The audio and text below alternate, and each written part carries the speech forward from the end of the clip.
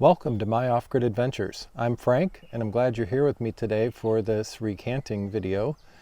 I had shared in one of my most popular videos a number of my favorite accessories and upgrades that I purchased for my RV in 2023. And two of those items I now regret recommending and regret purchasing. They were fantastic for the first year that I owned them, but they have not lasted. One is the Anker Powerhouse 767 solar generator with the expansion battery. I had that in my video that I'm referring to, and I had a dedicated video to it as well because I loved how easy it was to plug that 30 amp RV cable into the solar generator and be able to power everything from that in my RV without having to run the gas generator. So that was a great solution, and it failed on me.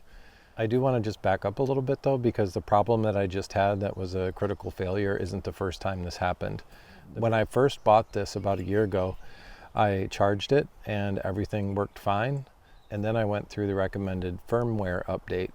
And immediately after that firmware update, the entire thing just broke. It wouldn't take a charge and it wouldn't discharge through any of the ports. So that was a catastrophic failure with the brand new unit that I had just received in the mail. Well, Anker was great about sending me a new one. Now that new one, I thought, okay, I'm not going to make that mistake again of doing the firmware update because that sure seemed like the problem. So for the last year, I ran it without any firmware updates and didn't have any issues, but I was having some trouble with my solar panels powering it. So I thought, well, surely over the last year, they've fixed whatever bug was in the firmware update. So I did the firmware update, and sure enough, immediately the same problem. Just a giant paperweight. It won't discharge and it won't charge. It won't discharge through any of the ports, the 30 amp, the USB outlets, or any of them, and it won't charge through solar or through DC power. So they did again take responsibility for it and sent me out another unit. That is the kind of the core of my power solutions at my off-grid property. So I'm going to take that new unit that they're sending me and just sell it and recoup some of my money from that investment and put that towards what I just purchased instead, which is an EcoFlow Delta Pro. And I know that in a previous video I said I had trouble with the EcoFlow Delta Mini, but I think that this company is on top of things, and they've been doing this longer than Anker has. There's just so many good reviews about the EcoFlow Delta Pro.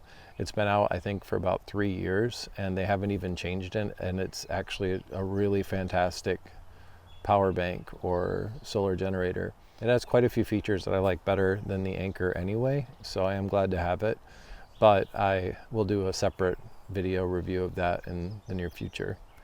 So that was the first thing that I said in the past that I was glad to have purchased that now I regret. The other is my Echo 18-inch battery-powered chainsaw. I used that for 2 years and it worked so well. I had no issues with it until this year, and now it just won't cut more than about 3 or 4 cuts and then it stops.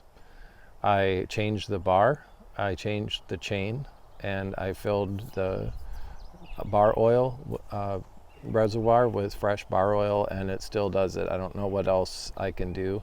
I'm gonna try to fix that, but I needed to get some work done, so I ended up buying a Stihl MSA 300C battery powered chainsaw, and it's been a lot of fun to work with. It's very powerful. I'm sure it will work hard for me for years to come. But still, those were a couple of things that I mentioned in the past that I do want to recant now and just say that if you've watched those videos and it motivated you to purchase the Powerhouse, and if you've had problems, I apologize. Know that you're not alone. And if you do have one or you're going to buy one, I strongly recommend not doing the firmware update. I really can't believe they haven't solved that or fixed it, but that's what it is. And for the chainsaw, I'm not sure that I can recommend the Echo chainsaw anymore, though I know that's a good brand and they have a lot of good models. So it's nothing bad on the company. It might be a user error or something that I did in not maintaining it well. Anyway, those are just a couple of things that I previously had praised and recommended that I'd be a little more hesitant to give as high of an endorsement for today. I guess that's just how it goes, isn't it? That there are things that you appreciate and enjoy and recommend and refer people to, and then over time things change, something better comes along, or those things wear out or break. So it's not a big surprise. I've purchased so many things for our off-grid property.